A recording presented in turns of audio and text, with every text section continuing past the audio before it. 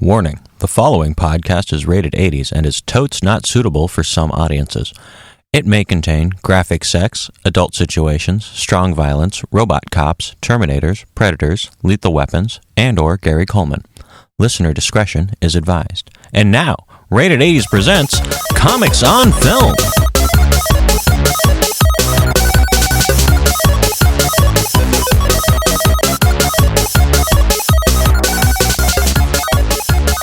All right, coming at you almost live from the hilltop of the gritty city, presented in glorious 2.53 stereophonic Mookie Vision and ultra hi-fi. It's Comics on Film. I am your host, Mr. Jeremy Whitman, with my co-host, Captain Rusty.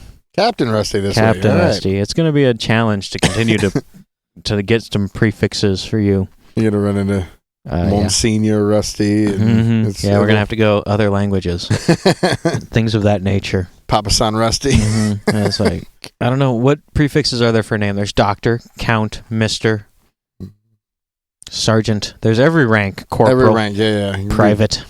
I could slowly move up in the ranks, honestly. Mm-hmm. It doesn't need to be a big by the thing. end of the year. You guys don't need to concern yourselves with the internal dramas of the Comics on Film podcast as we worry about what to call Rusty, who refuses to have a last name. It used to be Shackelford.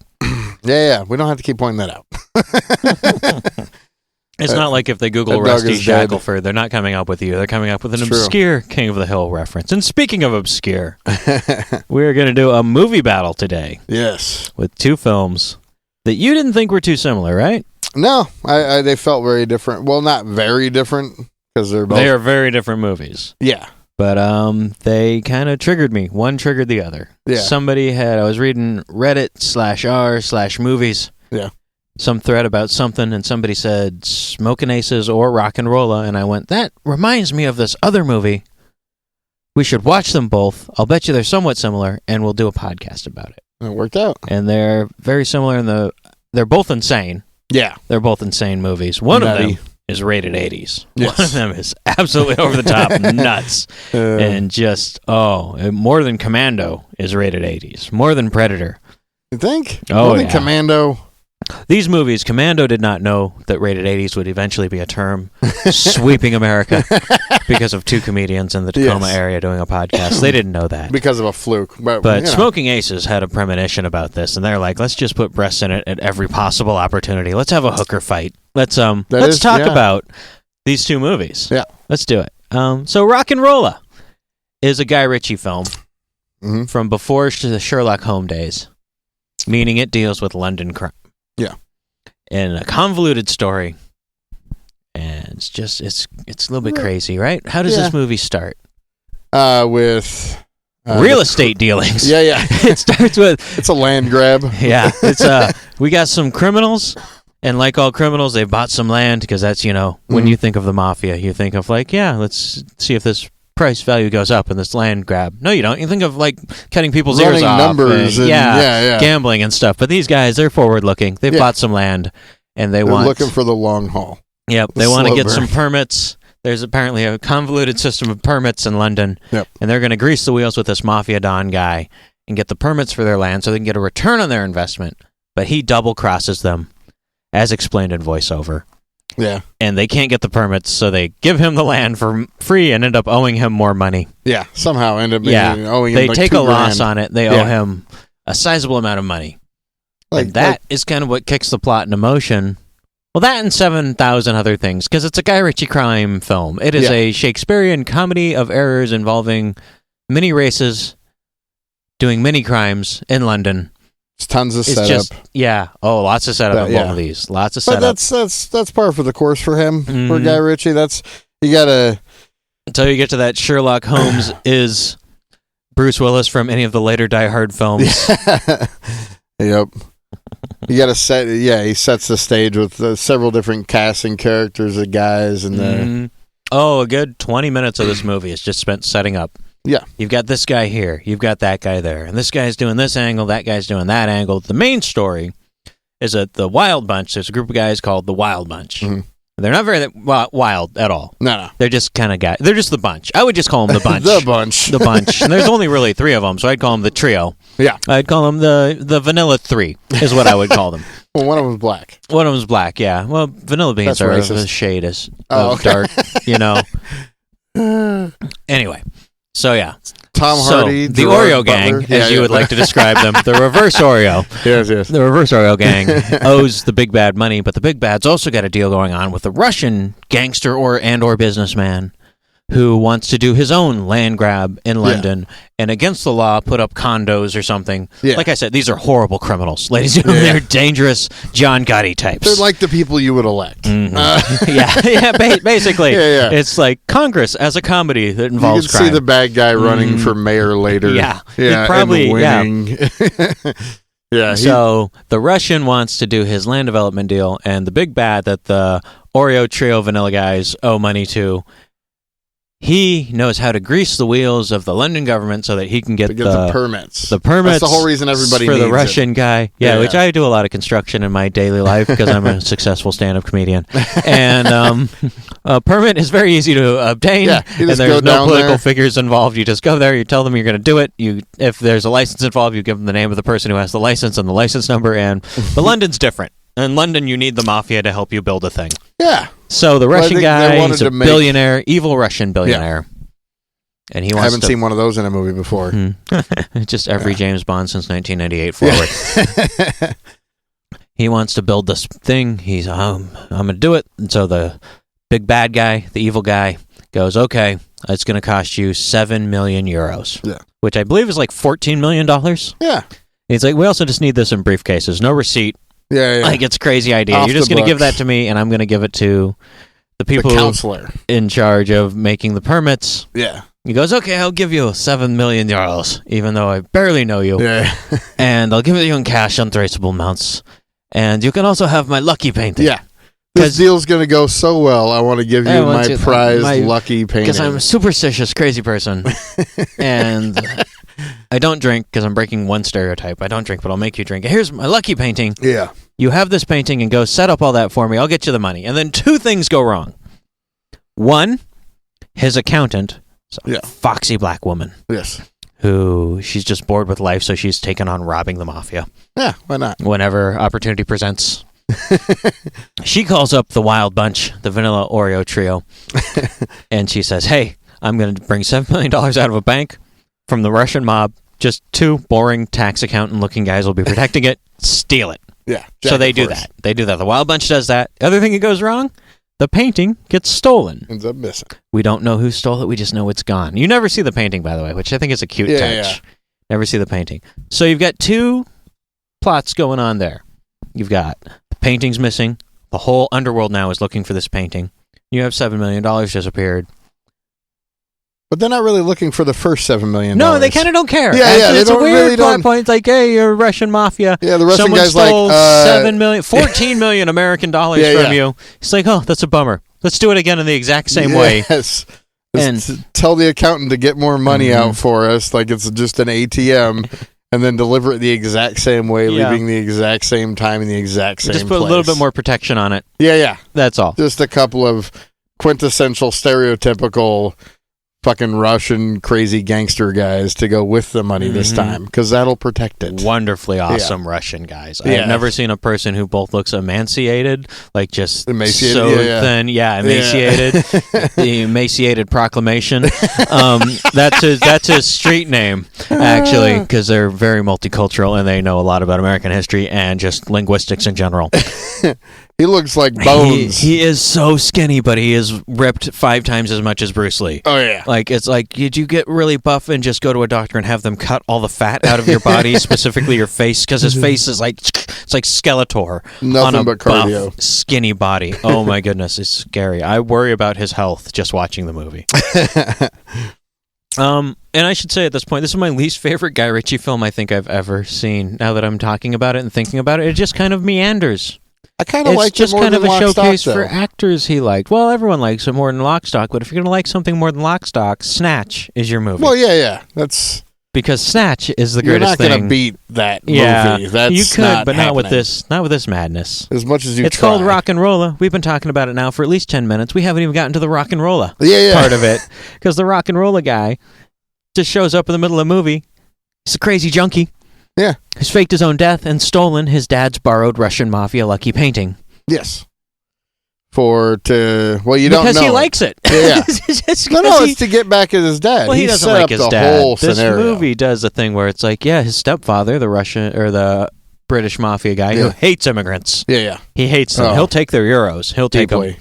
Even though England still uses the pound system. It's all euros. Yeah. I guess that's what the Russian would have. Yeah. He'll take their euros, but he really hates immigrants. He really hates them a lot all through the movie. And he's got a stepson who is a famous rock star in Britain. Fakes his own death and steals his daddy's borrowed Russian mafia painting. Yep. It's all. And that is how it took us, let's see here, I'd say 10 minutes to describe a 20-minute movie intro. Yeah. Yeah. Right? Oh, we got this whooped. Yeah. We're doing double time. This is cardio. Guy Ritchie ain't got shit on us. So that's kind of what sets the whole plot in motion. Yeah. If you're going to call that the main plot. Yeah, that's the main plot. And they stop and say, child abuse is bad. If your child wants to be a rock star, hitting him with a belt will only reinforce that. Yeah. They have the stopping point there. And then the Wild Bunch has one of them's going to go to jail. That's the third main plot in this movie. This was the funny one to me. Because there's an informer. Yeah. There's an informer. This is very sloppy, I think. The other Guy Ritchie films that have the voiceover stuff, one, it's a character you like. I don't like Archie, the character who's doing all this in this movie. He's doing the voiceover stuff. Should have been the Rock'n'Rolla kid because he's way more interesting to me. Yeah. And two, the dialogue the voiceover stuff doesn't seem so clunky. It's quicker, I think. It's at the beginning and it's kind of done. Yeah. And it's also the same premise, like, you don't want to owe the big bad guy money. That was the premise of Snatch, now that's the premise of this one, too. It's kind of a rehash of Snatch. If this had come before Snatch, and Lock, Stock, and Rock'n'Rolla had been building up to Snatch, then Snatch would seem even greater to me, but it's just, now Snatch is just in there making me think Rock'n'Rolla is not so good. Yeah. But anyway, so there's a snitch, and one of the Wild Bunch, Handsome Bob, is getting sold out. There's three of the Wild Bunch. Tom Hardy plays the... there's Mad Max Handsome Bob. Which is a lot like Handsome Rob from Snatch. Yeah. So he's recycling the whole... Guy Ritchie is the Bill Hicks of movies. He's just releasing the same album over and over and over again with minor changes until he gets to Sherlock Holmes, at which he just kind of, let's make Sherlock Holmes an action hero, because why not?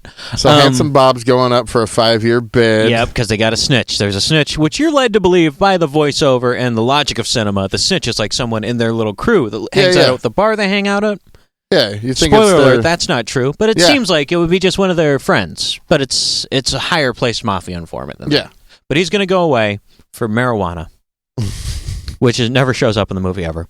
I like this movie, by the way. I'm acting like I don't like it, but marijuana never shows up, and they're like, you're going away for grass. Well, you're a critical bastard, so... I am. I do a lot of thinking. I just sat back and enjoyed it. I was like, this isn't bad. I mean, it's no Snatch. That's going to be the tone of the podcast. It's like, I really liked it, and Whitman just could not stop picking it apart. Like, why are you doing an autopsy? It's still alive and breathing in front of you. Oh, I'm going to do an autopsy as I watch the movie. Yeah. So, he's got to go away for a 5-year bid. And he's rolling along with his buddy 1-2. We only ever call him 1-2 in the movie. His buddy's 1-2, and he goes, I don't want to go out and have sex with a lot of prostitutes or strippers. Yeah, he sets him up a party. I'm in love with you, Mr. 1-2. Reveal, he's a homosexual. Dun, dun, Handsome dun. Bob's a homosexual, which is the best scene in the movie, possibly. It is, I think, the best punchline and the best setup in the entire movie. This movie came out just right as homophobia was going out of vogue in general in Western society. And it's just like, this guy's grappling with, my best friend's in love with me. Like, he's my best mate, and he wants to fuck me. I know all your girlfriends. And it's the through line that actually carries the comedic aspect of this movie through the whole way. And it's not revealed what happens, but you do know going forward in this movie that they had some sort of romantic encounter. Yeah, there was something. You get the distinct impression that they went. But the next day, that accountant girl calls him up, goes, "You want to still steal 7 million more euros? Yeah, from the same people. It'll be a little bit harder. There's going to be more security, but you guys could do it." And they do it. And you get a little bit of an action sequence. I remember this movie as having more action in it, but it's kind of just dialogue and fun, happy times and stuff like that. We're looking for the painting. We got our eccentric junkie Rock'n'Rolla who has the painting. Junkies in general steal. They rob him again, dialogue like crazy. But this time, the Russian guy he's got some Russian guys. Yeah. hardcore. The Laurel and Hardy of Russia. He's got a skinny buff Russian guy and a larger, also buff. Yeah, and they're comparing wounds from like, this is when I swallowed an atomic bomb to save my friends. Like an American, American would have just jumped on a hand grenade and died. But I forgot about the comparing a titanium wounds. Rod in my leg, and like they're comparing these war wounds, and you're like, wow.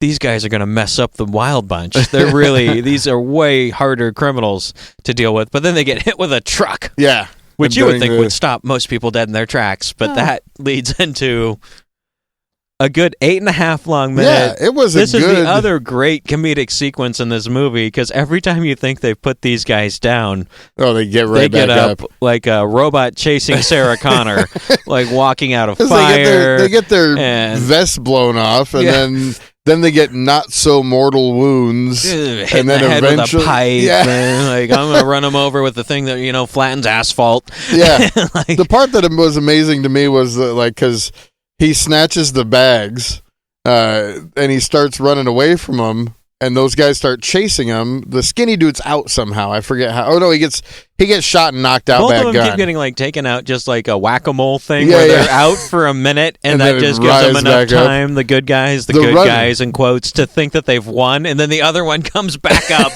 just a little bit more tired. Yeah, the run is great. I loved the run because the fat guy's running after bigger guy's 1-2, chasing him, and he's just getting tired, and then up comes the other whack-a-mole, the skinny, light cardio man. He's gonna chase him down too, and you're like, I think there might be a train, because they're running down train tracks. You're like, maybe a train will hit this other Russian guy, but I don't know if that's going to be enough to take him out, because they just keep getting up.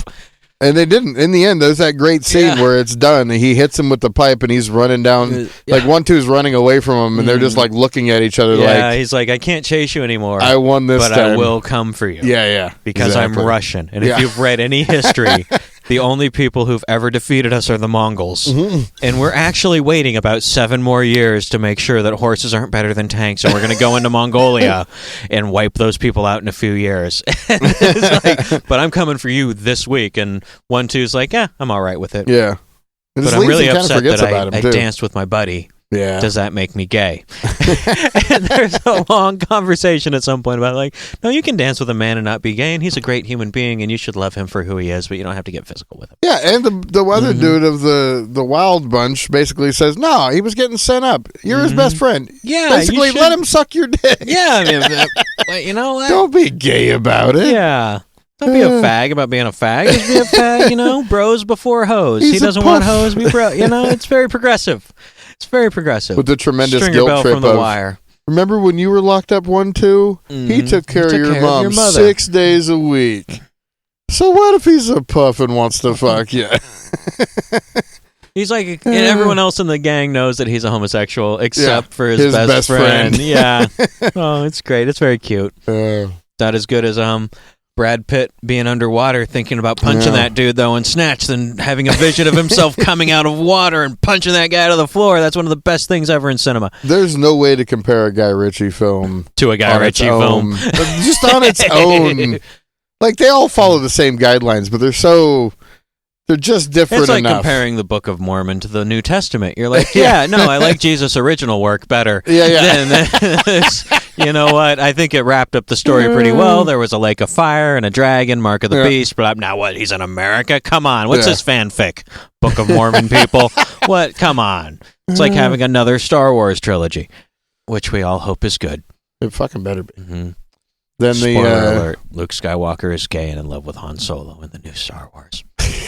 And they steal the second amount of money, and they go on, and Rockn'Rolla is framing his dad. There's all these asides with the Rockn'Rolla guy. Yeah. He's a kind of a philosopher and kind of a bush league. I'm hitting the bong in college sort of way. Yeah. He beats the crap out of a bouncer. Thought. There's a subplot where his agents, like the mafia is so stupid in this movie, they hire his agents to track him down.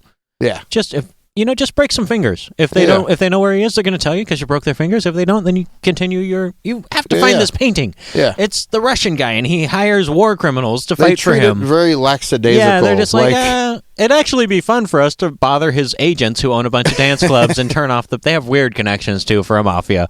The power company. Either London crime is very sophisticated and completely alien to our crime, or Guy Ritchie did not come up in a crime environment, and this is just a very strange fantasy world that he has put together. Right after this, I'm going to have to look up his background on Wikipedia. I would Guy love Ritchie. to find out that he was actually like a mafia figure who always wanted to make a movie and then turn movie guy. Yeah. And that all of this is like based on true stories out of his life. And that the best thing that ever happened to him involved a boxing gypsy.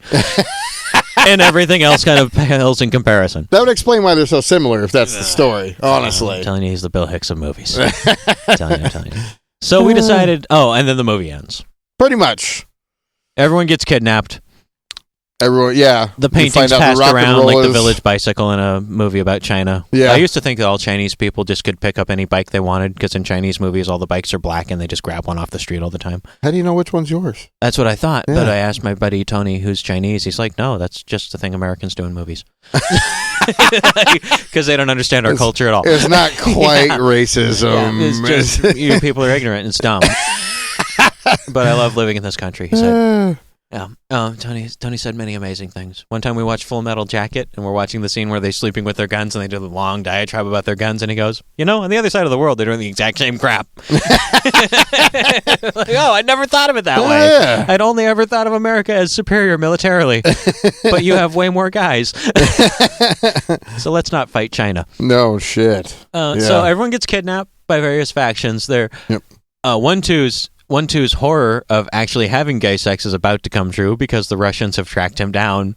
Yeah. And since he made a blowjob motion at them as an insult, they have decided to become crazy, crazy rapists instead of just killing him. And listening to horrible Russian dance music. Oh, yeah. While swinging knives and having them tied to a bed. Down to G-strings and combat boots and just spinning knives and axes and machetes. One of them's juggling chainsaws and fucking a seal. It's an amazing piece of cinematography. But luckily, the big bosses, the British then the bosses other bad guys come in and rescue him from rape. Yeah. After having a little bit of a chuckle, you're about to be raped by Russians. You need some help. And then they shoot the Russians to death. Yep. The accountant girl has been caught with the painting by accident because her boss is in love with her, and she somehow got the painting. Because it's just been they've been playing hot potato with the whoever's got the painting when the music stops dies. Yep. And so we assume she's dead. Yeah. And then Rock'n'Rolla is collected. Because why not? We found him by accident by having the agents, and they're all in a room. And the dad of Rock'n'Rolla is the mafia don, his stepfather. And they've tracked down the informant, but it's on a piece of paper where we can't understand who the informant is because they use a pseudonym. Yeah. One that they didn't mention earlier in the movie either, really. They mentioned that they get the paper and they're like, oh, it's a pseudonym, so this information that we had our guy go on a date with another man with. Yeah. To get the information. He use your gay power to save the club. Use your homosexuality.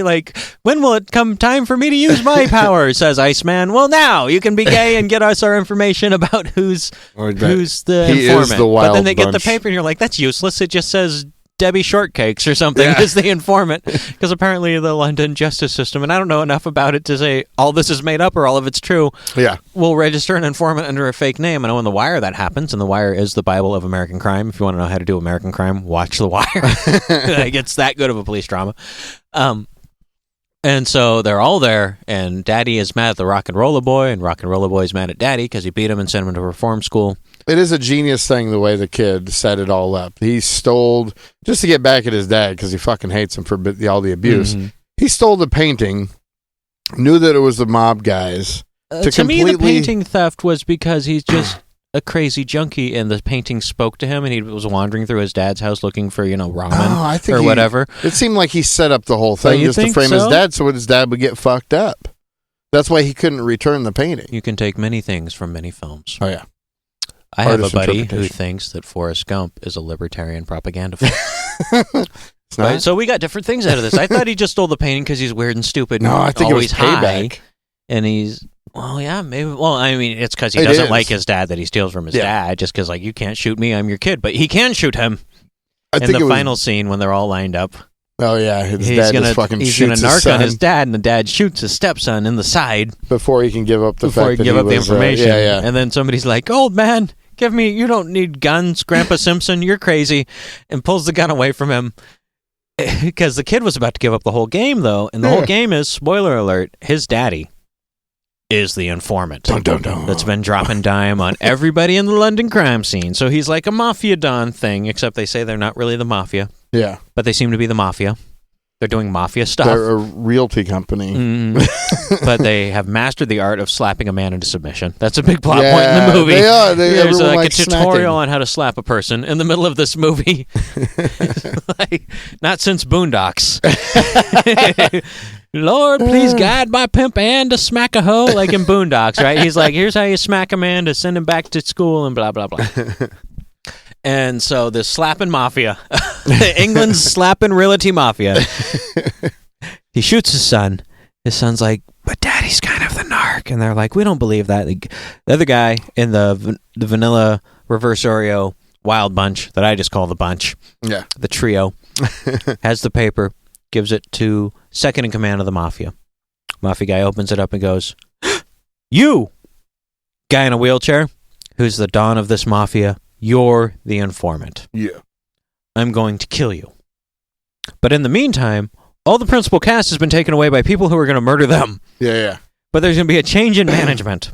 Well, he lets the wild bunch go. He lets the wild bunch go.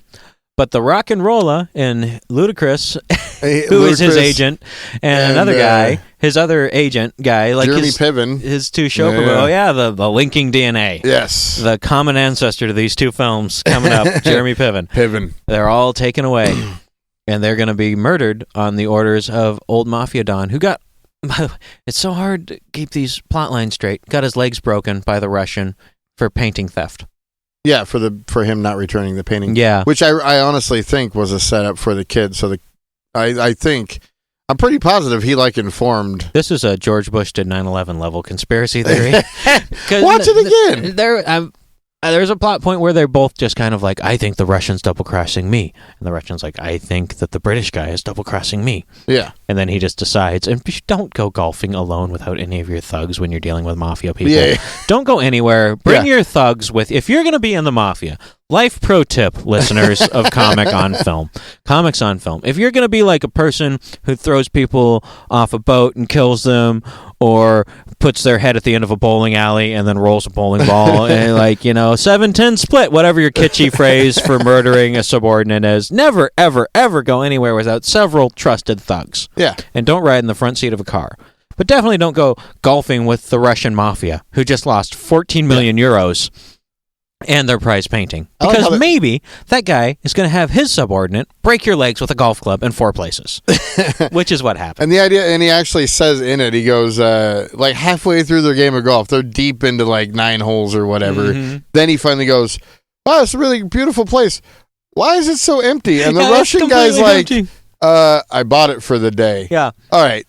No. I would start running at that point. Yeah. Why are the sound dampening walls being rolled out by your goons? He might as well have said, no witnesses. I rented the whole golf course so we could enjoy the sound of your legs snapping. I do like and then the birds idea flying out of the trees. Of his legs getting snapped, and then he goes, good luck. Oh, you have to crawl back from the ninth hole. Yeah. He'll never walk again. I was that is fucking legit. So he spends the rest of the movie, which isn't very long, he spends the rest of the movie in a wheelchair. Just long enough to get lowered into some crawdads by the guys he double crosses. Yeah, because that's his preferred method of, in Snatch, you murder people, and then you feed them to pigs. Yeah. And Rock'n'Rolla, or Lock, Stock, and Two Smoking Barrels .5, Prelude to Snatch as I call it. Yeah.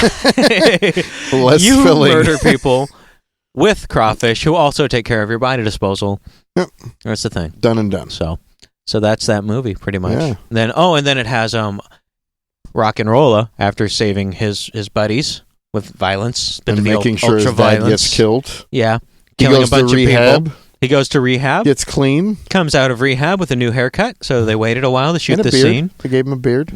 Very professional looking. He's in a suit. Steals his buddy's gun again, or his dad's subordinate's gun, whose dad's taken over the real estate slapping mafia. Yeah. And they're friends now, all of a sudden, which they didn't seem to like each other to my eyes at all throughout the entire film. And now they're friends, and he's like, I'm going to be a gangster. I'm going to be the real Rock'n'Rolla. Instead of a rock star, why would you pick a gangster? You could do both. I mean, yeah, but look what's at Sinatra. Yeah, look at Smokin' Aces. I know. Which we're going to look at next. Yeah, he's like, I'm going to be the real Rock'n'Rolla. And then they make the mistake, that a lot of things make, like Buckaroo Banzai and other movies where they promise the next movie. It only works for James Bond. Yeah. Because this next movie is probably never going to happen. Everyone in it they've gotten better careers since then. You got to get them all back to England. No way. In a movie that a lot of people saw, but not very many people remember. I barely remember this film. I saw it when it first came out because it's Guy Ritchie doing a crime film. I've never watched it again until we wanted to do this podcast. Yeah. We'll be back in the real Rock'n'Rolla. Nope. Hasn't happened yet. Might happen in the future, especially since the last film Guy Ritchie did tanked, and now he'll have time to do his pet projects. I do not remember. Well, he did Sherlock Holmes, and then he did the next Sherlock Holmes. Yeah. Versus the 2.0. Whatever. Yeah. Sherlock Holmes in it, or the Sherlock Holmes identity, or whatever. It's the Sherlock Holmes immediately devolved into it's another James Bond-esque franchise, like Mission Impossible or Jason Bourne. Yeah. And then he did something recently, which I can't even remember what it is. That's how unmemorable it was, but nobody liked it. Yeah. And so maybe they'll be like, oh, go work on your stuff that you actually like to make and makes money. And maybe there will be a real Rock'n'Rolla. Yeah. Or Buckaroo Banzai. But at the end, Rock'n'Rolla, Uncle Archie, his dad's second in command, brings Rock'n'Rolla the painting. Ta-da! Oh yeah, he gives him the painting that he was so obsessed with, which means that they went and hunted down that Russian mafia figure. Yeah, which he killed him. He goes, a Russian guy lost an arm and a leg for it, which you assume is.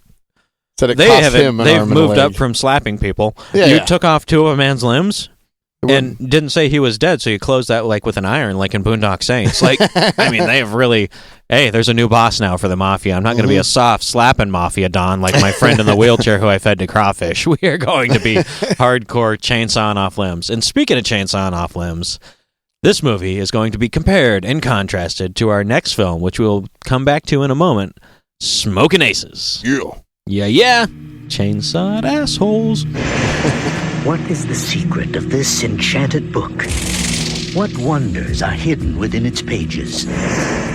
What magical spell does it cast on all who read it? What is the secret of the never-ending story? But that's impossible!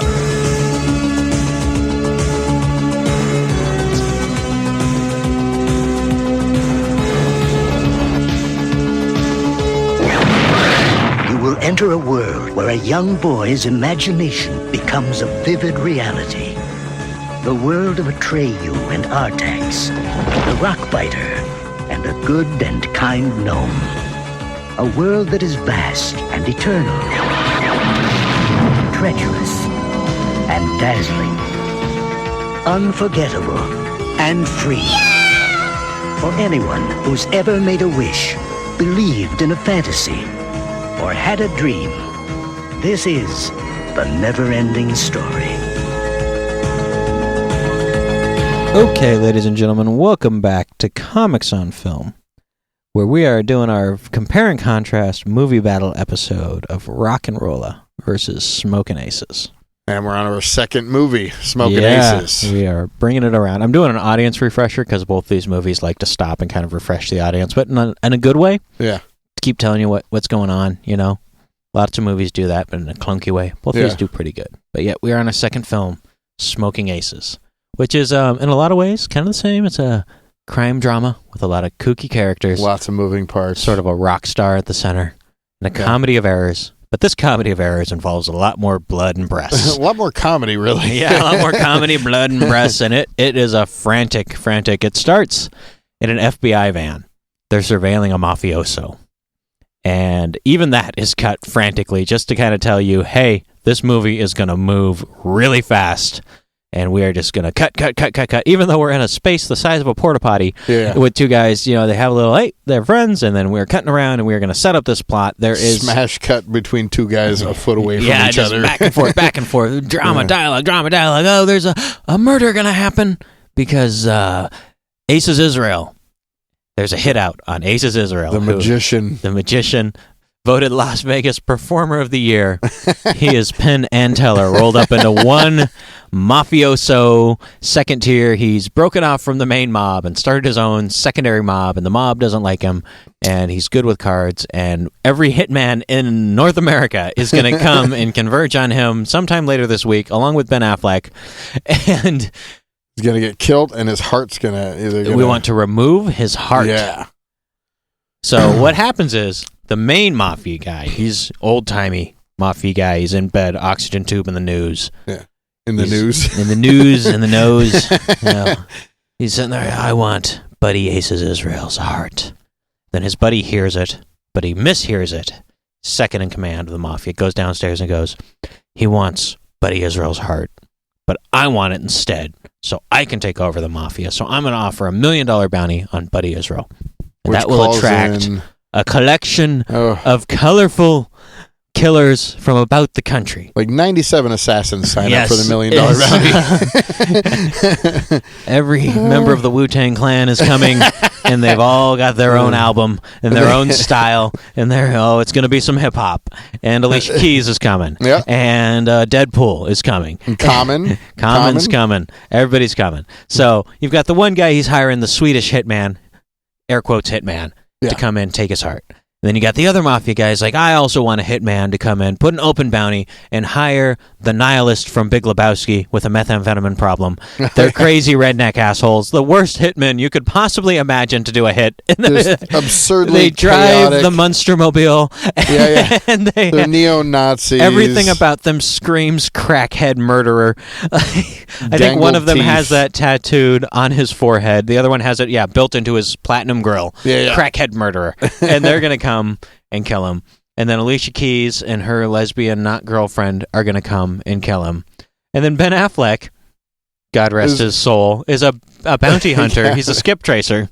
He's also going to go try and get him, but only for $50,000. Yeah. He's working with the cops, kind of. So he's trying to do it legit. He's supposed to bring him back on a bail thing. Yeah. And then the FBI's like, we need to get there before all these people and also get him into our custody so we can blow the lid off the mafia. Yeah. And Buddy Israel is holed up at a penthouse in Tahoe, running through hookers faster than he runs through a deck of cards. Like, he has got so many hookers. 6 hookers a day for 7 days a week. Yeah, he's just like, I'm woken up, I'm hungover from cocaine, alcohol, and hookers. Kick all these hookers out. Give me a fresh crop of hookers. Whatever the Amazon hooker delivery service is that will drop them off with drones, or just give me more hookers. I tire of these hookers. We should mention that this movie has almost no interest in being a movie. No. It wants to be the experience of having 2 shotgun shells loaded full of methamphetamine fired through your brain while you're candy flipping on acid and ecstasy. It's a long music video, like MTV music video. It is. It is just... There is a plot there, and they're very proud of it, but it only serves to get in the way. Yeah. Because of the action. Yeah. Or of the...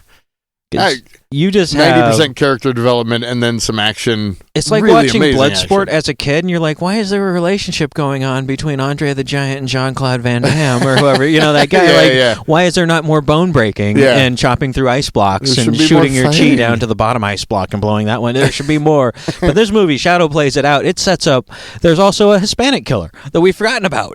Like, there are so many killers Sanchez coming in. Guy or something. There's a killer that chewed his fingernails off. Yeah. There's a killer that's the master of disguise and really good at killing, and he looks like Jim Norton. He looks like Jim Norton with a methamphetamine problem who tried to make love to a weed whacker. Like, tried to make out. He's got scars all over his face, but he can make a mask out of anybody. Braveheart. He's got the Chelsea grin. Mm-hmm. He's got the scars. Yeah. They're all coming for Buddy Israel. And the black hit women from The Wire. They're not from The Wire. I believe these were the inspiration for the drug dealing, robbing lesbian couple in The Wire. The Wire's couple's a lot more low key, but this one is Alicia Keys. She's the face of the operation, and then her girlfriend, who's not her loving girlfriend but wants to be, has a .50 caliber sniper rifle set up across town, and she's going to provide cover as they go in there and capture Buddy Israel. And the whole start of the movie is just establishing these characters. It's just you have to put all these cards on the table and then organize them on different parts of the playing board. Cards. Yep. That's punny. Yep. I don't mean that there are no good puns, children. Real comedy involves, set up punch. Anyway. Thought. Yeah. Yeah, so they spend like... I'd say a good hour 10. Yeah. Out of a hour 48 movie. Maybe an hour. Maybe the last... Because they put all these people in. One of them goes and steals a security guard's jacket. Another guy's going to steal a security guard's jacket, but instead he murders a henchman and takes his face. But I was really not surprised. Silence of the Lambs style. This movie's too tame for that. He makes a cast of his face. He doesn't cut it off and put it on his own face. I was really surprised how they spent so much time having Ben Affleck kind of narrate things while it's a sequence of And then things. Ben Affleck dies. The second he gets to Lake Tahoe, parks in a parking lot, and then the crazy redneck neo-Nazis come up and just blast him. Yeah. Just annihilate him. And Ben Affleck, this is kind of the point in Ben Affleck's career when he would just kind of show up in things for, like, can I do it in a day and a half, and you'll get your movie made, and I'll get a little paycheck. Yeah. And people give Ben Affleck a lot of crap. Like, they're like, he's a bad actor. I don't think Argo was that great. I think he was the worst part of Argo. I think Affleck would be I loved Argo. a great guy to hang out with. I think most of the people that give him crap would be his best buddies, like on Earth. So leave Ben Affleck alone. Damn you. Leave Ben Affleck. I love his acting, He's made too. so many good things. Yeah. He's in Good Will Hunting, and people are like, he didn't write that. He had some sort of Master Blaster scenario going on with Matt Damon. You don't know that. Yeah. Ben Affleck went to school. Just because he's hunky in a different way than Matt Damon doesn't make him retarded. He won Best Picture. Leave Ben Affleck. Leave Affleck alone. Affleck. That's why they hate him. Is that fucking duck. Which isn't a bad reason for very long. He's just in it long enough to establish that Jason Bateman's character is a crazy lawyer with a weird sex fetish who has facial herpes and a great. Yeah. So Ben Affleck is kind of the main thread of the film. Him and his bounty hunters are going to go in there and bounty hunt this guy. And then Shyamalan twist mid-movie, machine gun's dead. All of them apparently dead. Machine gun out the window, just blasted by neo-Nazis. Just on a whim. Because like I said, the neo-Nazi nihilists from Big Lebowski on crack are the worst hitmen, and no one would ever hire these people. ISIS wouldn't be like, you guys are too high profile. You're a bit much, you draw fellas. too much attention. What's with the ferret on a leash? That's not legal in L.A. County. I'm not saying you're wrong. You're just an asshole. They machine gun them to death just so they could take their car. No, it was to take the jackets. The they security found vests. that was a happy accident, as the true. Bob Ross of murder would say. There are no mistakes, just happy accidents in the game of killing smoking aces. So they go, oh, you guys are after the same guy? What a weird coincidence. Because in the world of crime, there is always coincidence. Hashtag Rock'n'Rolla quote, tying it all together. So they take their jackets and they're going to go murder him. Alicia Keys and her friend, the feminist lesbian, have a dialogue with, I think, the principal's assistant from Ferris Bueller's Day Off. The woman looks like that lady in Ferris Bueller's Day Off, like the secretary for the school. Principal assistant at the front desk. About feminism and how it's degrading to women that prostitution exists. But they're professional killers. It's a bit of, comedic irony. It's a quandary. Mm-hmm. It's a little dramatic confusing. irony. She's like, dude, I don't think you should be a hooker. She's like, I'm a fat, ugly person who's in their 40s. I'm not going to be a hooker anyway. Yeah, I'm not going to start now. Anyway, go get on with your murder that you're planning. Like, we will. We're going to do our murder. I'm going to dress my girlfriend up like a hooker, even though I don't approve of that lifestyle. And I'm going to go over there with my sniper rifle. And then in the casino proper, you've got the guy who chews his fingerprints off while in jail. Too late for that, by the way. Don't chew your fingerprints off until you're, before you're arrested. If you're going to get rid of your fingerprints, do it before you get arrested. Because then you'll just have really weird teeth marks for fingerprints. It won't work. Yeah. Flaw in logic, but logic does not matter in this he movie. does have that sweet weapon, almost at all. the Assassin's Creed spike. He has like coming out of the arm. Yeah. And kind of a Docker's clutch scenario on his wrist where it just pops out, like in a Django Unchained. They got the guns on the drawers, drawer rails to pop the gun out. He's got this thing. It just shoots a spike like in Mortal Kombat. It's a great weapon, actually. It's literally Assassin's Creed. That's 6 foot spike. Well, 6 foot, like a foot and a half long spike in your wrist that you just call upon with your iPhone app or flexing your wrist in a certain way. There's an app now. Back when this was made, smartphones weren't really as prevalent, and you had to flex your wrist in a certain way. But now, it's a Bluetooth-enabled murder weapon. You have to jailbreak your phone to get a hold of it. Yeah, these sort of things Apple does not allow on the App Store, which censorship. We hate it. We fucking hate it. So he's in there. He's killed a security guard posing as an FBI guy and then taken the security guard's uniform. And he's going to go up to the penthouse suite and get Buddy Ace's Israel. Yeah. The other guy has killed a security guard. This is thing. You know, if you need access, you kill a security guard. But I don't need the security guard. Buddy Ace's Israel's Russian buddy has come to talk to me. I'll kill him and take his face, clone his face with like magical cloning stuff. The assassin soot. Yeah. And so he's going up there as well.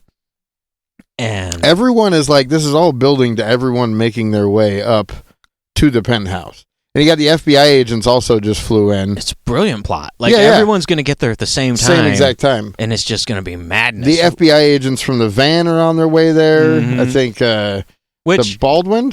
If the FBI is listening to this and this scenario does pop up in the they're future, listening. They should be. The NSA is so listening. NSA guys, call your FBI buddies up and let them know. Warn them if you're in this scenario where the mafia wants to kill a stage magician from Las Vegas who has risen to be basically the mafia Don. He's gotten too big for his britches. And you want to kill him. So they're going to send all these hitmen over there. Instead of driving from L.A. County or wherever you drove to just call Tahoe PD and go, hey, on the top floor, just send some guys up there and put them in handcuffs, put them in a van, and take them to jail. You mind arresting him? Mm-hmm. And we were going to have an awesome movie about this, but instead, just go up there. Why don't we just do our job instead? He's the mafia. He probably won't put up a fight. They have lawyers. Yeah. He's already involved with lawyers. Just go and we're taking you into protective custody. And just, you could have... But then you wouldn't have a guy falling ass first on a chainsaw. That's why you don't make that call. Because awesome radiated things will happen when this pentagram of murder all converges on the penthouse suite in Lake Tahoe. One of them disguised as a hooker. One of them operating a sniper rifle, 50 caliber. One of them disguised as hotel security. One of them disguised as his henchman. 3 of them not bothering to disguise themselves at all. The redneck guys, as soon as they get in the elevator, they're like, it would probably be better to go in there with our disguises so we could walk in there and kill him, but that's not cinematic at all. Yeah. We need to totally change into our murdering gear. Yeah. We didn't stop by Hot Topic. Yeah. Stop by Hot Topic. Hot Topic's murder section. Like all our guns are in Boondock Saints lunchboxes. Yeah. We are going to go in there. We're going to kill this guy with style. Bring a chainsaw. These 3 rednecks. Did they even have any guns? That was the weird part. Oh, they had lots of guns, but they are like, Oh, yeah, they had the pistol grip. These guys are flash over form, if at all possible. But yeah, they're pulling out machetes and a chainsaw, and they know that there's probably a bunch of security guards upstairs, and the elevator literally gets turned off.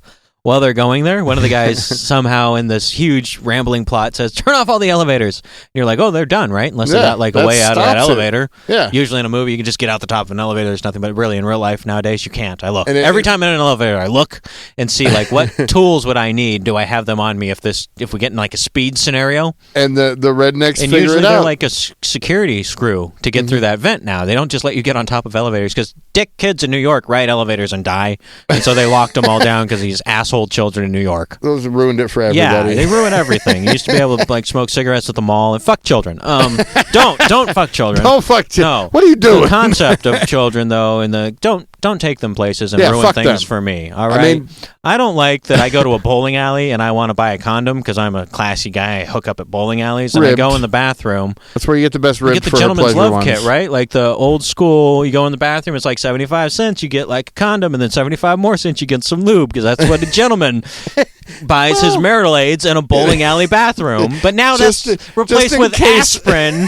Just in case the barfly in the bowling alley bar is too dry, you got some lube on hand. Classy gentleman hooking up at bowling alleys on the Rock and Bowl night there at the Bolero down in Lakewood. Oh, good times. But yeah, it used to be a condom machine in the bowling alley, but now that kids go there, now it's got like gummy bears and aspirin in it. You're I'm sure aspirin will come in handy the next morning, but I need to stop AIDS. But no, your children have ruined this for me. Where were we in the movie?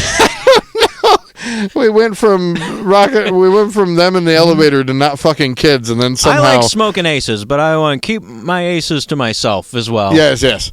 I do not want children. The 3 redneck neo-Nazis are in the elevator. He gets shut down, and they brought the most brilliant piece of machinery you can if you're going to assassinate somebody. A chainsaw. Yeah. Why not, right? It's called sending a message, motherfuckers. they're like some fucking high-tech rednecks. Like, they figured out how to They have jump not only start. a chainsaw, but jumper cables. Yeah. They jump start the and elevator. the knowledge to know how to bypass the elevator. And I don't want to go with logical flaws in this movie because this movie is not about logic. This movie is about logic. Sniper rifles, sexy women, needless prostitute fights, Mission Impossible masks that change your race, wheelchair murder. It's just about all wonderful, loving things like that. 9 movies jammed into one. It is just, I want to be a movie. It doesn't want to be. It does not want to be Good Will Hunting. It does not want to be Dead Poet Society. Just off in a corner. Please just make me. It wants to be the sort of movie that if you showed a first date, she would call the police on you. That's what this movie is about. Like, oh, we should have totally been watching Good Will Hunting, and he popped in Smoking Aces, and I have now reported him to, like, the National Security Association. This is not a Netflix and chill movie. No. This is a Netflix and Cosby. This is do a rail with somebody, then watch it, or just like 9 Red Bulls, whatever your take is. All this going on, and it all happens, right? And you got the FBI guy going up in the elevator, but he is in an elevator unbeknownst to him with the other assassin, who's got the thing in his sleeve with his iPhone app that shoots out the blade. Yeah. And kills people they make a big point of it because he kills a guy earlier, fires it into a person. He goes, "Your lungs are filling with blood. It's not going to hurt a lot, and you'll have to be dead soon." Yeah. He's like the hooker with the heart of gold, the murderer with the heart of gold. There's a lot of deaths in this, or like killings in this, where they end up slow talking with the person while they're dying. This movie does not trivialize death. I mean, it is. There's a lot of death and murder and shooting and violence and horrible things in it, but it doesn't it's not. It's cartoony, but it's not cartoony. Yeah. It is not. It feels rather realistic when a dude drops his taint on a chainsaw blade. So FBI guy's in the elevator with his assassin, not knowing he's an assassin. Then he realizes he's an assassin, and they get in a shootout in the elevator. 2 feet from each other. 2 feet from each other. 9 bullets apiece. A clip apiece. It's crazy. The elevator stops during the middle of it, and somebody gets called to turn the elevators off, and lights go out. And boom, boom, boom, boom, boom, boom, boom, boom, boom. And it's nuts. And then chainsaw wielding nihilist from Big Lebowski on methamphetamine in the other elevator. They're the first ones to make it to the penthouse, right? Because it's a race. Oh, it's a wacky... Nobody knows they're in a race, but it is like a race by the logic of, as the audience we know, who's going to make it there first and are they going to kill him? But they're not the first because the guy who kills the Russian guy in the basement is already up there just waiting. Yeah. For his opportunity at Buddy Ace's. Oh, he is the first. Yeah, the guy dressed. But he's just taking his time. He's really relaxed about things. And he can't talk because his voice would be different. He can't fake a Russian accent. Yeah. He didn't even know the guy was Russian when he killed him. He plays it silent the rest of the movie. Yeah. He heard him talk a little bit, but he just doesn't care. Doesn't care. He's like, it's good enough. You know, I don't need to do the voice because I'm already in like Flynn. I'm already in there. Like swimwear, as in Rock'n'Rolla. They use that phrase. And they're like swimwear. There's some good phrases in Rock'n'Rolla. Yeah. So he's up there. He kills one of the many blacker than Shaft black people in the movie. Like every black person's every line except for one of them is the blackest thing you've ever heard in your life, and you're like, that can't possibly be a blacker thing for a person to say. And then the next person, it's a lot of y'all bitches get out of here. And more black. It's like, oh my god, did Chris Tucker fuck Shaft and have a baby? Like, this is the blackest I've ever seen anything be ever.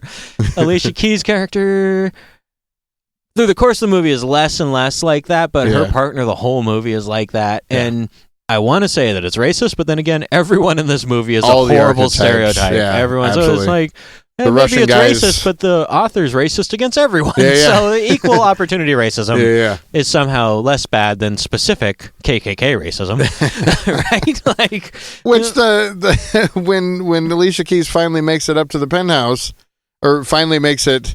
There's that moment where the 3 crazy neo-Nazis, they very plainly called them neo-Nazis the whole time. Yeah, they're Nazis. End up stopping at her floor. They see her on she's her dressed way hot up. as shit. Yeah, she's dressed like a hooker and pulling it off, like a $3,000 an hour hooker. And these redneck racist dudes are like leering after her like they totally want to fuck her, which it is my theory in the world that pussies... Yeah, at some point, an erection beats the... drains the racist blood out of your brain and into your penis. I think pussy and food has done more for race relations than anything in the world. basically.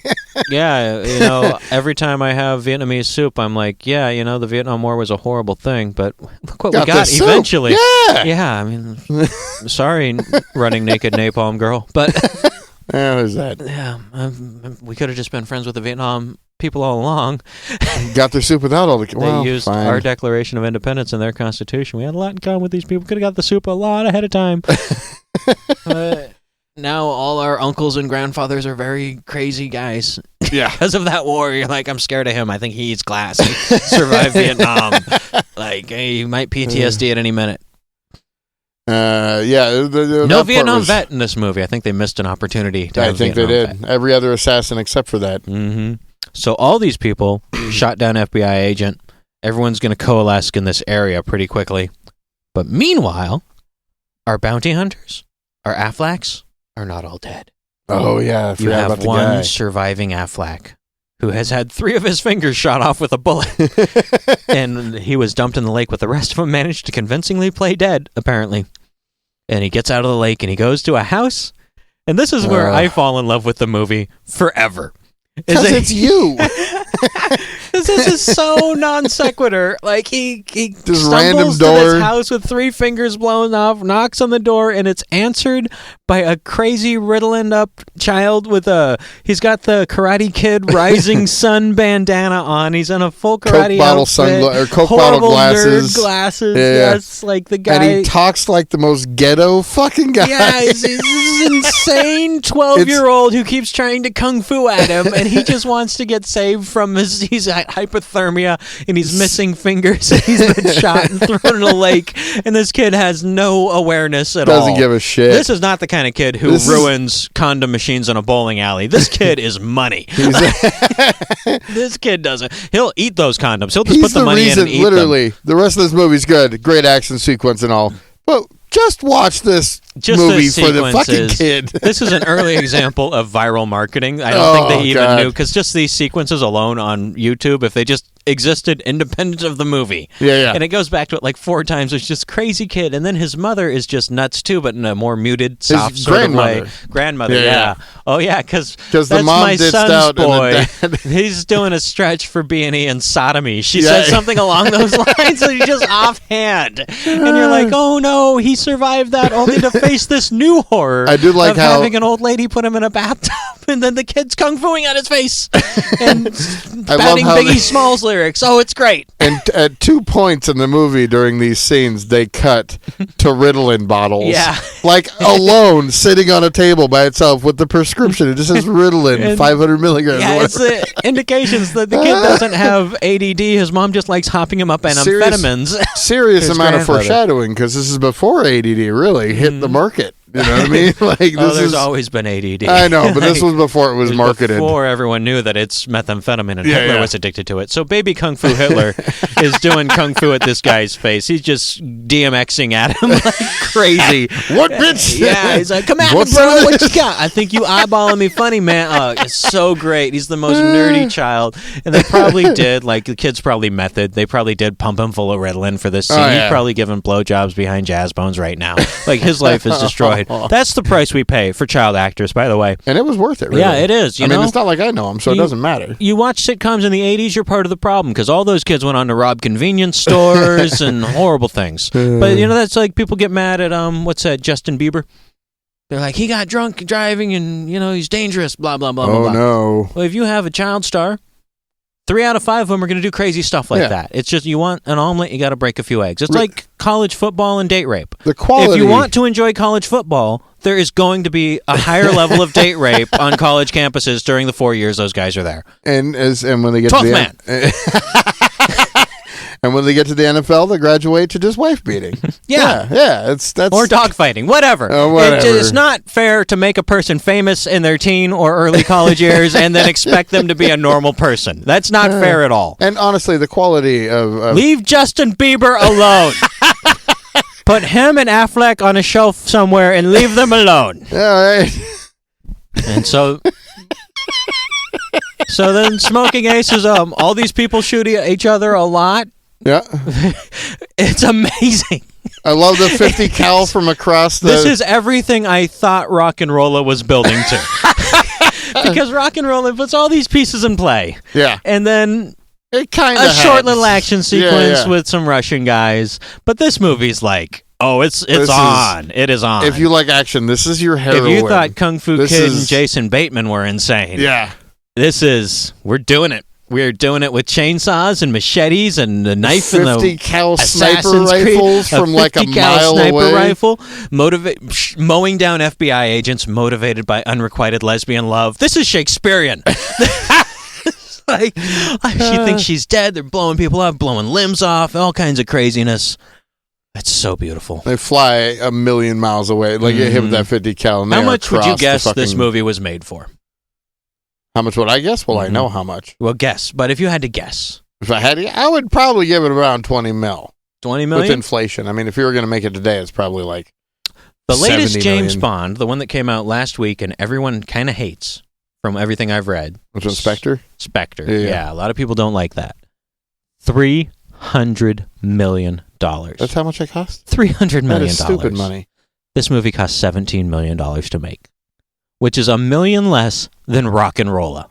Huh. I would have guessed this was at least it cost $20 million to make a shitty live-action Disney comedy movie. Because you think about all the... There's so many names in this. They might not have been names, and there's so much action. What's it, like the connecting dude, the Jeremy Piven? He was the guy from Rock'n'Rolla, his agent or whatever. Ancestor of these two movies. They both have rappers. One had Ludacris. This one has Common. If you were just to show this to a person and say, what do you think the budget was? In this day and age, I'd say $150 million. Oh, yeah. Not 3 of the original Star Wars plus 2. It's crazy. There's so much. And Rock'n'Rolla cost $17 million. Doesn't get nearly as crazy as this movie. No. And this movie... And has less stars. ...is so rated 80s. And no breasts at all. Where this movie, I'm surprised that there weren't just scenes that just stopped and, like, interlude. Breasts. Boobies. Yeah. They just like roll across the screen. Like intermission. The old Let's go viewoscope out deal. to the Like, lobby. just breast. Because there's just this. The hookers don't need to be in the movie. You don't need.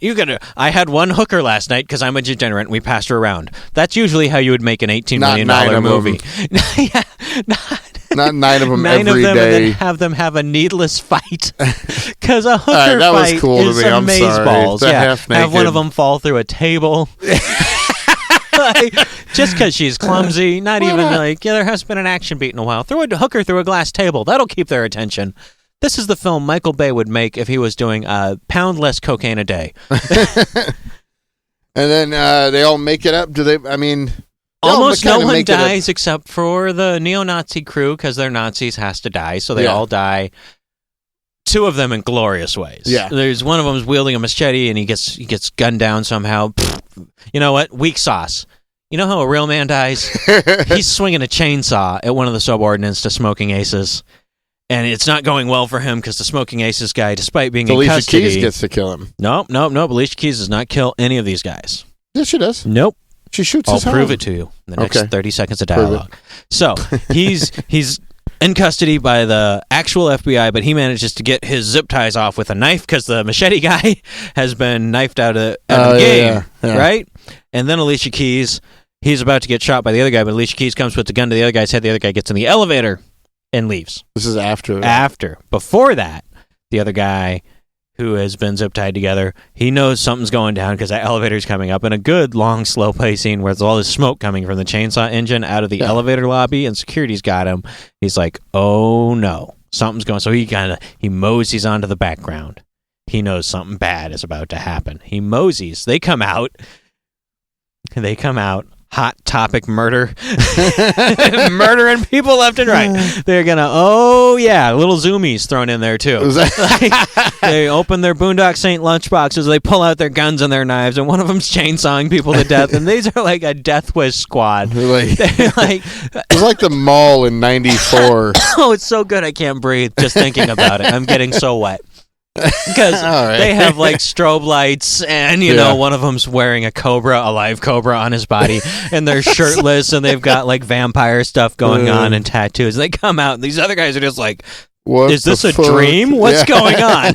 And they murder their way through like 11 security guards. Put acid in our lunch. And the brother's back there. The brother that was Smoking Ace's henchman, but he's been now taken into custody. He gets a hold of one of the security guards' guns, and he starts fighting with them. And the other guy's fighting with him. One of them goes down, the machete-wielding one, because you shouldn't be bringing knives to a gunfight. But they're like, we are just that badass. We believe in our skill set enough that we're going to fight people armed with guns with just a chainsaw and machetes. And the one goes down, and the other guy, subordinate's got that gun, and he's getting rushed with the chainsaw. Mm-hmm. But he holds his composure, and he gets in a gun battle against the chainsaw, and he's winning, and the chainsaw falls to the floor, and the guy falls down. He's propping himself up with one arm.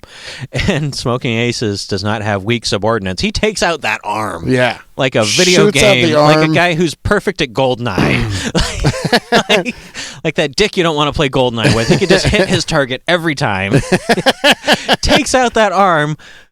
Is that a weak move? No, because it drops him on his chainsaw. His taint lands on his taint lands on a chainsaw, like hitting your balls on the middle bar on your bike. And even if in retrospect you decide you hate this movie, if you are anything that I consider a man, during this sequence you love this movie. This is the most insane love it, but don't have a boner thing. like Jeremy does. It's not a boner. I said I'm wet. I already came. His little dribbled out, and then the FBI shows up. Now the FBI isn't even here yet. There's well, the one FBI is dead in the elevator. This is so and insane. And the rest of the FBI is like, they murdered our FBI guy. We're going up there to murder everyone who's there and get the Buddy Aces guy out. And then the other FBI guys on the other side of America are like, we no longer care about Buddy Aces. Revoke his deal. Yeah. You're like, what? There's a plot going on in this? Get out of my movie plot. You're ruining everything. Stop making points. No, just someone pick that chainsaw back up and let's get it on. Like, let's go. So Alicia Keys, presumed dead by her lesbian girlfriend, is actually stuck in the elevator with the dead FBI agent when the FBI gets there. This is after the fact. That was before they went up to the... I have no idea. Yeah. Time does not exist for me at this point. I am so deep into this movie. But all of the FBI show up, though, in helicopters and just go to the top of the building. building. Well, they got FBI SWAT teams going, but they've also got Alicia Keys pinned down because they want to save their buddy. He's still alive, and she's trapped in there with FBI and a murderer who's also still kind of alive. Yeah, they emptied 2 clips into each other and didn't die in an elevator. It happens, like in The Godfather, you know. It doesn't happen. It happened in The Godfather. Was The Godfather not a documentary? Touché. I don't know. I've never watched it because it doesn't involve a chainsaw. But I do know he gets shot. Like, sometimes people get shot a lot and they live for long periods of time, even without medical attention. And almost no one in this movie who gets shot dies if they're part of the principal cast. Yeah. Like, it takes... You basically have to nuke most of these bad guys. Except for the rednecks, nobody fucking dies. But Alicia Keys, so this is the last main plot point I think we're going to go into. Yeah. Alicia Keys, trapped in that elevator. The FBI is like, we think there might still be someone alive in that elevator. Maybe there's a murderer. They've surrounded it Crescent Moon style, like a good comedy stage. And... Alicia Keys is in there. She's like, I am screwed because, true to form, you know, this movie's high on realism. I can't get out the escape hatch because kids ruined it in New York. Fuckers. And I can't get, because I don't have the special screwdriver to open those screws and crawl out the escape hatch. So, and I don't know if this is a real thing you can do or not. She has a laser pointer to help her sniper girlfriend across town. She aims the laser pointer out of the elevator, and it goes into her earpiece. I don't know if this actually works, but it's so weird of a thing that it's either true or such bullshit that it doesn't matter. What do you mean? No, she was just signaling where she was at. It goes and it shows its circuitry, and then she touches her earpiece and goes, I can hear a laser, zeros on it. Oh, no, and then she radios her. She's talking to her on the radio the whole time. Radios figure heavily into this movie. That's what was in the earpiece. She shines the laser. She shines the laser, and it shows the laser going into circuitry, and she like hears a whine that allows her to zero in. Oh. And then she zeroes in, and her 50 caliber sniper rifle. I don't know. I don't know how if lasers do sound that you could pick up with electronics. I assume maybe. But like I said, it's so out there that it's like such a complex thing to Google that I don't care. It's like, if I can't put 5 words into a Google search, I'm not gonna. I might have to go like a 3rd page of results. That's deeper into the internet than I ever want to be. The 3rd page of a Google search, eat me. So. But I believe it. I believe it, especially in the logic of the movie. I believe it. She zeroes in and just starts going, all right, I'm going to save your life by murdering all these FBI agents, which they don't know, by the way, if they're real FBI or wrong FBI, because they know that people are impersonating FBI agents. That's when everything... So it's a gray area of snipering down 30 or 40 people. That's when all hell breaks loose in that lobby. I think this all happens simultaneously. Yeah. It does. Like, they're trying to get to the roof, people. but the security guards are fighting in the penthouse with the neo-Nazi Big Lebowski team and all that. But it's all going on at once. And then, it must happen at the same time, because then the subordinate guy comes downstairs and meets up with Alicia Keys after they manage to get out of there. Yeah. Common comes downstairs. Yep. Common grabs Alicia Keys, and they're like, we should do an album together. You're right. All right, let's go. And they encounter the one FBI agent who's going to make it out of this movie, basically. Ryan Reynolds. And he's like, I want to arrest you. And she's like, you can't arrest me. I'm too much of a badass. And he's like, I believe it. And then walks away. I believe it in your eyes that you are too much of a badass for me to arrest. Then her girlfriend gets murdered by the FBI. Yeah. They pop up, finally, after hours of her sniping people. They pop up in her hotel room and take her out because she thinks Alicia Keys is dead. So she kills even more of them later because she thinks Alicia Keys is dead. But she's not. Israel Aces is just ODing up in the penthouse. Yeah, he's doing all kinds of cocaine and long philosophical arguments, and there's another killer up there getting ready to bodily take his heart out of his living body, which is what the hit was actually for, was to get his heart, turns out. But they all get up there, and they capture that killer, and then these are very incompetent FBI agents. He escapes by cutting himself loose, shooting a guy, running to another room, taking off his mask, and then running back out the other way. Saying he's the butler. Yeah, and then, you're going to fall for that? What? 11 or 14 of the 72 assassins all meet in the lobby and just like, hi, and they all walk away. Yeah. And there's this place swarming with FBI agents. And then, what's his name? Ryan Reynolds? Ryan Reynolds is like... Green Lantern? This is fucked. My friend's dead, and there's 80 dead FBI people and 13 dead security guards, 2 dead rednecks. 3 dead rednecks. They all died. Not yet. You keep getting... put it back in your pants. We're killing that last redneck at the end of the movie. Right. Oh, okay. This last redneck escapes. He's one of the 3 people. There's 3 assassins that escape through the lobby, and they all kind of just walk past each other in different disguises at the end. They get Buddy Ace's Israel. They take him to the hospital, and Ryan Reynolds is like, you sold us out. Why'd you send us in there telling us it was a rescue mission when you actually wanted us to fight a predator? Get to the chopper. It's like, what do you mean? This plot doesn't exist in this movie, nor did it exist in Predator, really. This double-cross thing. He's like, FBI boss, you sold me out. Why didn't you? Like, well, you should have just had the fucking Tahoe PD go up there and arrest him. I don't know why. Saved us a whole movie. Saved us $17-18 million. Anyway, in a badass chainsaw sequence. So they've got him. They're like, we're revoking the deal, and Ryan Reynolds is like, why did everything change and my partner got shot? And he goes, because his daddy's the bad guy who put the hit out on him. He actually didn't want him murdered. He wanted to take his heart out and put it into his own body, into the old to save his life. Yeah. Turns out he's an FBI agent we talked about earlier in the film, and Ryan Reynolds is like, that doesn't make any fucking sense at all. Yeah. He's not.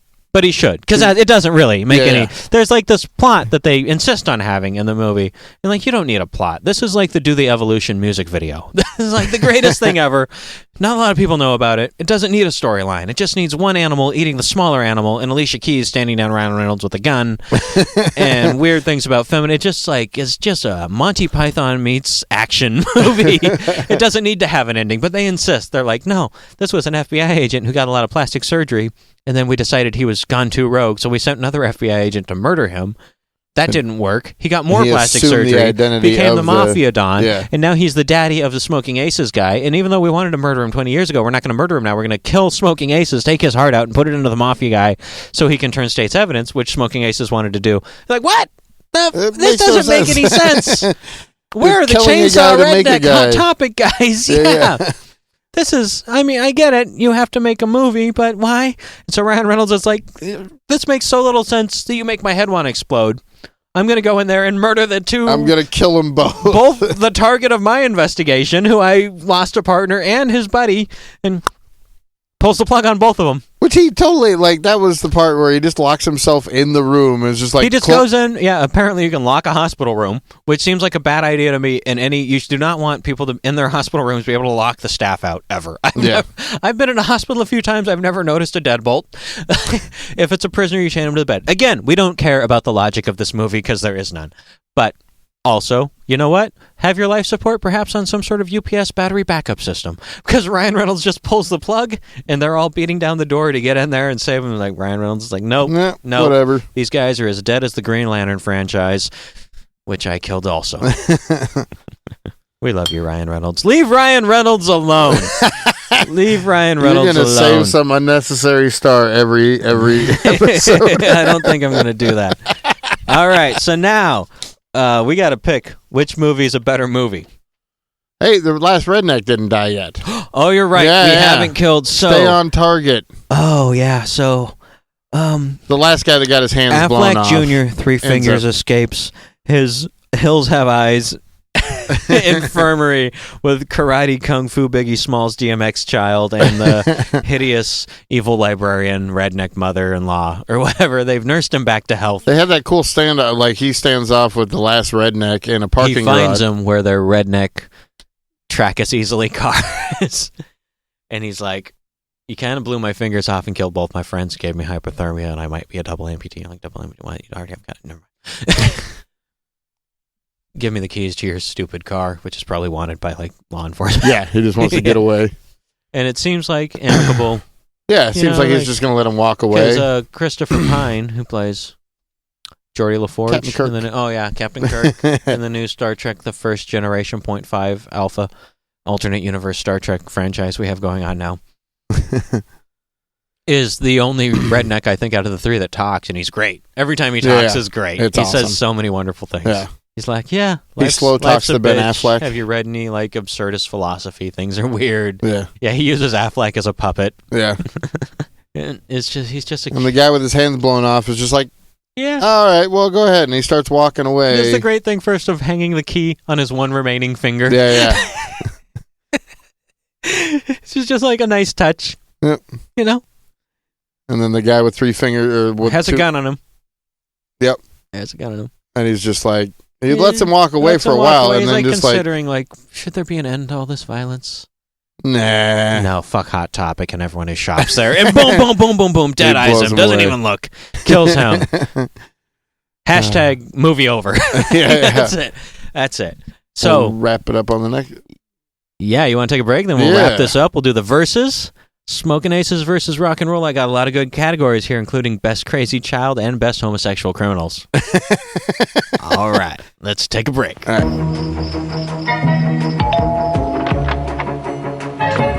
Aren't you astronauts? Buzz Aldrin, Gordon Cooper, Scott Carpenter. We like to compare notes with Stevie on the new space station.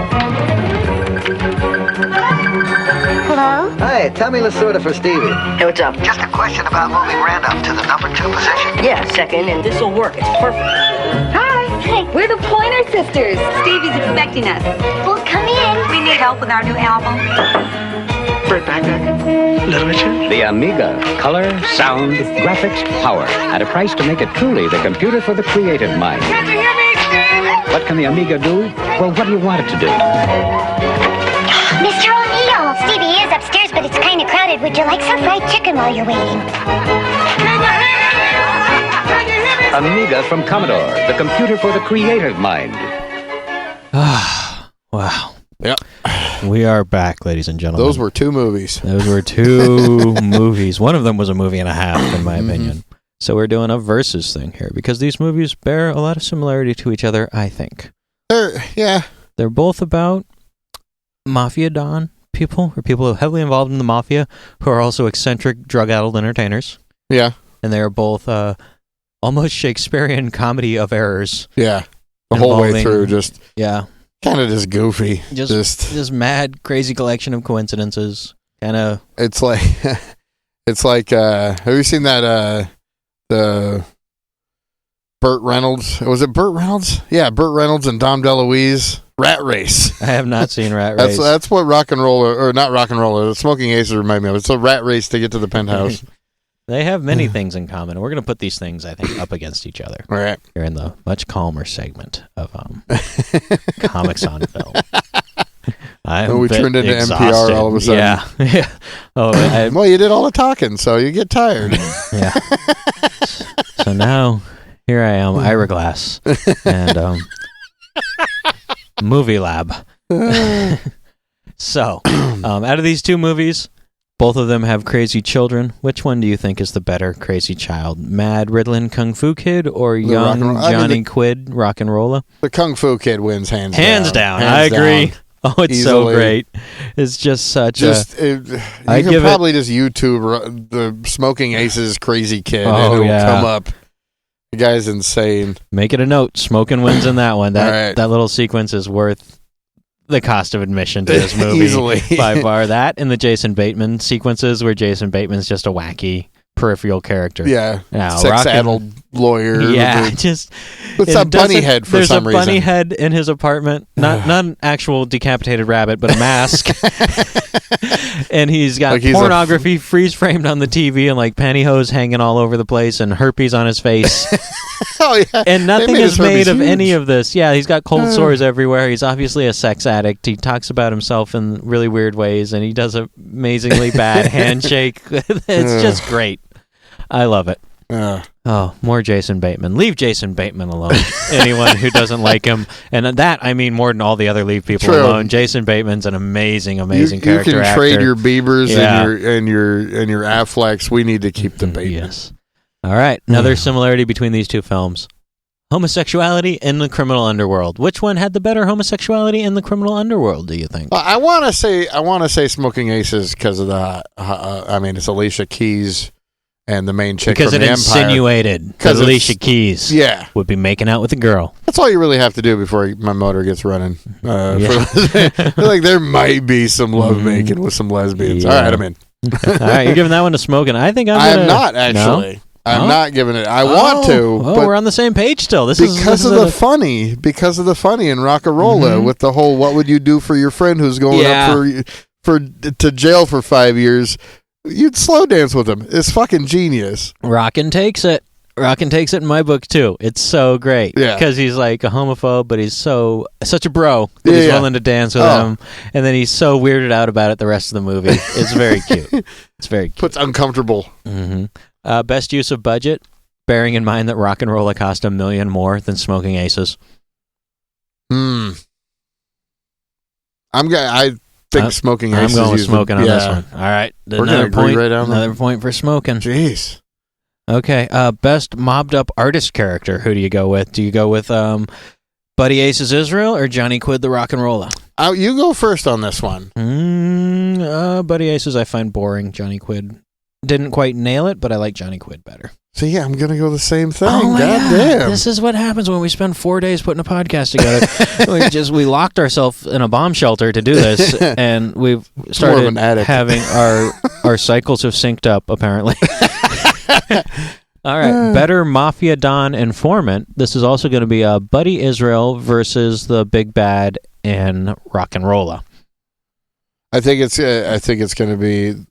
Well... I like the Buddy Israel character in a way. I think he is kind of boring, but he can throw. He's amazing with the cards. A lot of that's insert shots, so it's not him, but a lot of it he's doing himself. That actor, and it's good. Yeah, I think Israel Ace is better. Yeah. Yeah, because the other guys also with Israel because the other thing is just kind of tacked on and stupid. Yeah. It is. Smokin' is coming out in the lead here. Gonna come down best the wire. Psychotic murderers. I'm pretty sure we're gonna agree on this one too. So we're stacking up the Russian duet versus the redneck trio here from Hot Topic. Big Lebowski's Hot Topic. Oh yeah, the nihilists versus the neo-Nazis versus the crazy Russian guys, homosexual rapists, murderers, war criminals. God damn. This is a hard one, actually. This is where they're neck and neck, I believe. Pretty. Yeah. I would almost call a draw because that action sequence in Rock'n'Rolla when they're fighting, I'm going to call a draw on that one. Okay. Not that the category doesn't count, but that's... I do not know where to go with that either because, you know what? I'm giving it. You're going to go with draw. I'm going to go with Rock'n'Rolla on this one. Really? Yep, they're more interesting to me because they're not so on the nose. Yeah. The other guys are more fun, but I think Rock'n'Rolla is more interesting. More believable. I believe them more as Rock'n'Rolla as a movie is more believable than neither one of these should be believed at all. But yeah, it's more grounded. Yeah. Okay. Best cinematic junkie pad. Both of them have Johnny Quid hold up at his cinematic junkie pad. Is this like which junkie pad would I rather stay in?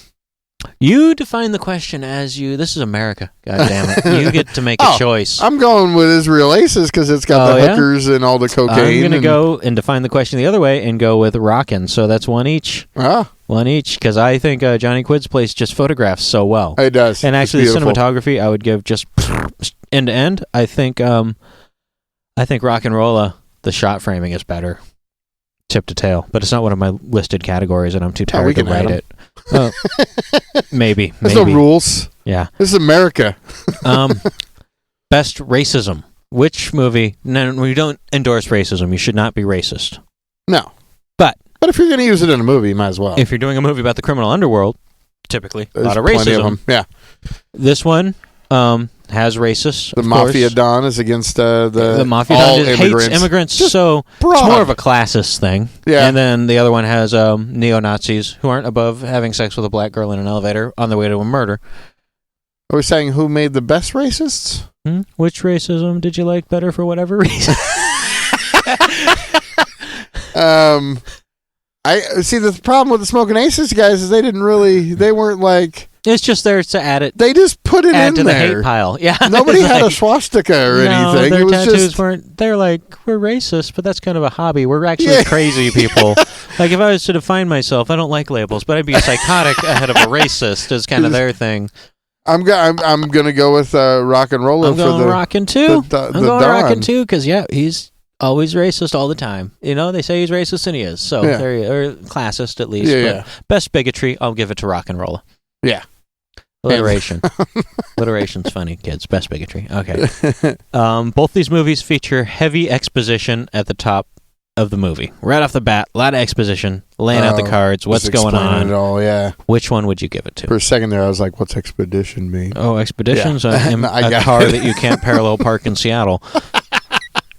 I don't know, laying out the characters, I think Rock'n'Rolla lays them out better. Yeah. Only because, I like the Guy Ritchie style of explaining who everyone is. I like the narration over top of explaining who people are. I'm really a fan of that. Well, the theory is that you should never do the voiceover. That's the theory in film. It's wrong.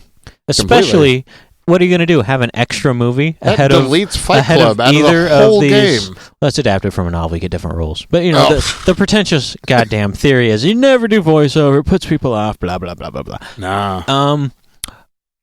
I'm going to go the other way with it though, and because it was voiceover in Rock'n'Rolla versus all these weird smash cuts and different people telling the same story, I thought it took a little bit more effort in Aces. So one each again. And there were more players in Aces. Oh my goodness, are there ever more players in Aces? And all of them mattered to the end of the story. Not like he gets in the van with the one guy and they talk about a movie, and that guy just disappears because he's just one of his friends and he wants to put him in the movie. Rock'n'Rolla is not crippled with this problem. Instead, we have a crazy kung fu child. Okay, this one I think is a slam dunk. Best hooker fight. Well, there isn't one in Rock'n'Rolla. There should have been. Just for shits and giggles. Yeah. There was slow dancing instead of hookers. There was a kill a bouncer with a golf pencil at one point, which also just kind of didn't make sense. Well, it makes sense because it's there for comedy and Rock'n'Rolla. But I'm going to go Smokin' Aces because the other movie didn't have the balls to have 6 hookers get in a fist fight. And break furniture. All right. Both of these movies have animated credit sequences. Which one do you love more?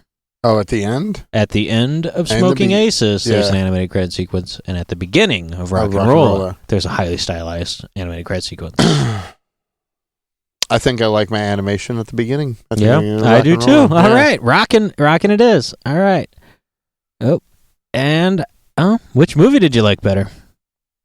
God damn it! I liked Rock'n'Rolla better because I'm a fan of Guy Ritchie stuff. Yeah. It's purely just like... They can't see it, but I'm giving you a judgmental look, yeah. and you're reacting to it. It's like, how dare you disagree with me about movies? This is the internet. That is a crime worse than treason. It's not Reddit, sir.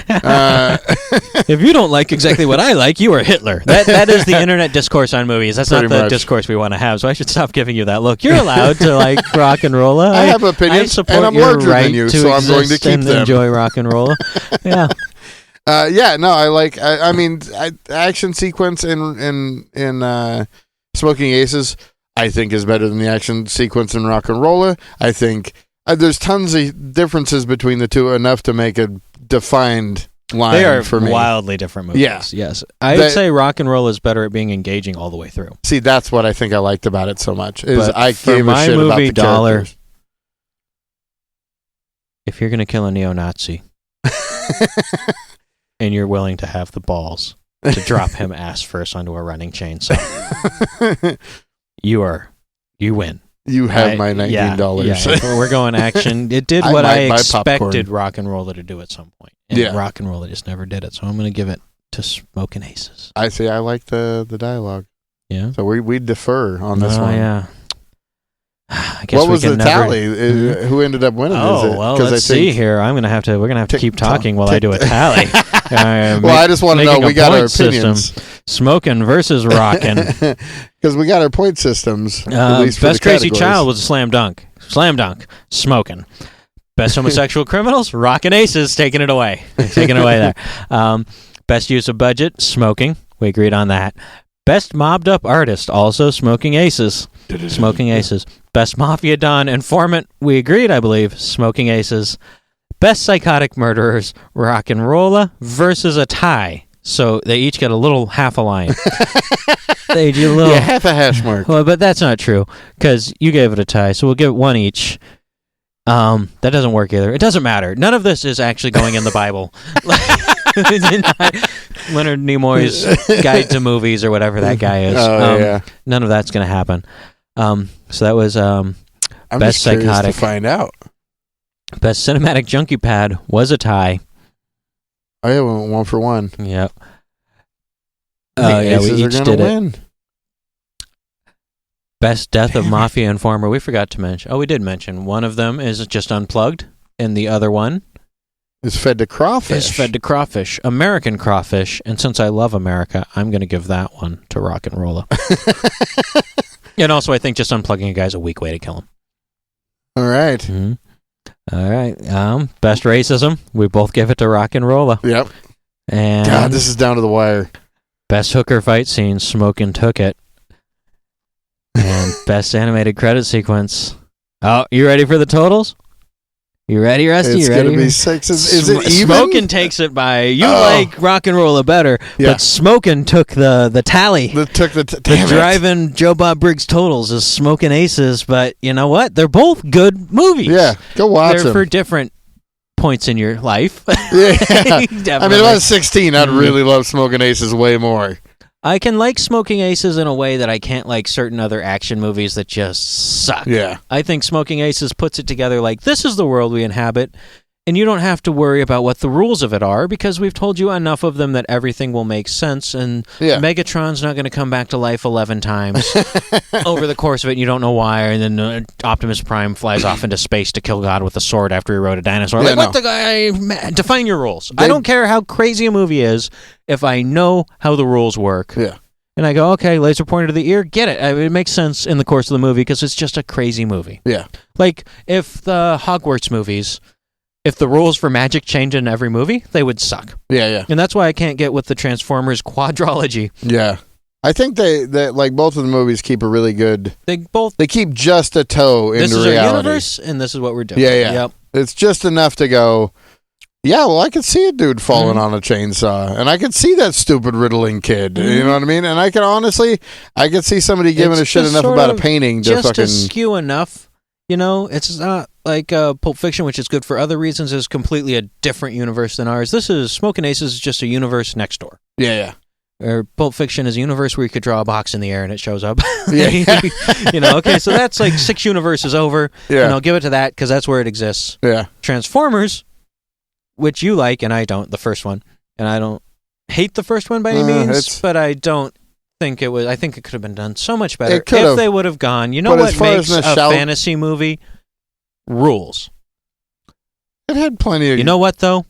Shia LaBeouf's a fine actor, and God damn it, leave Shia LaBeouf alone. Thank you guys very much for listening to episode 1 of Comics on Film. This has been a rated 80s production, and I'll tell you which one of these movies is rated fucking 80s.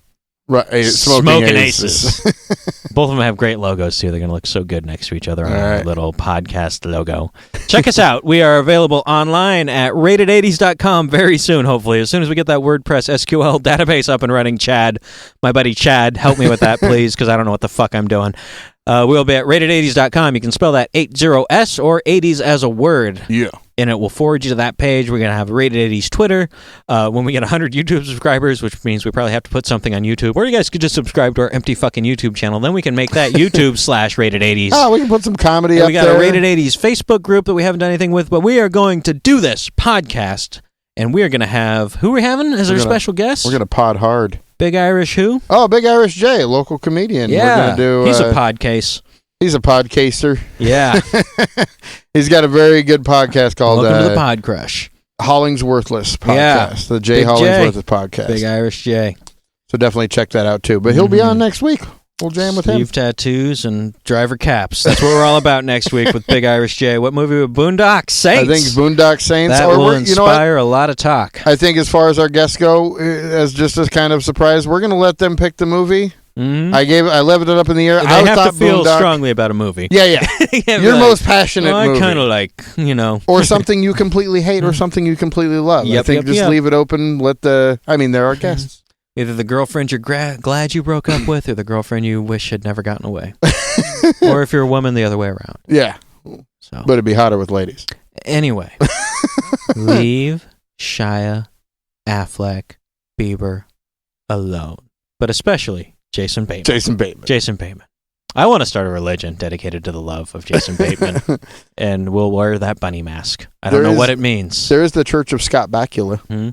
Oh yeah, the dude from Quantum Leap. I want to start a church that worships Master Bateman. And on that, good night, as they say.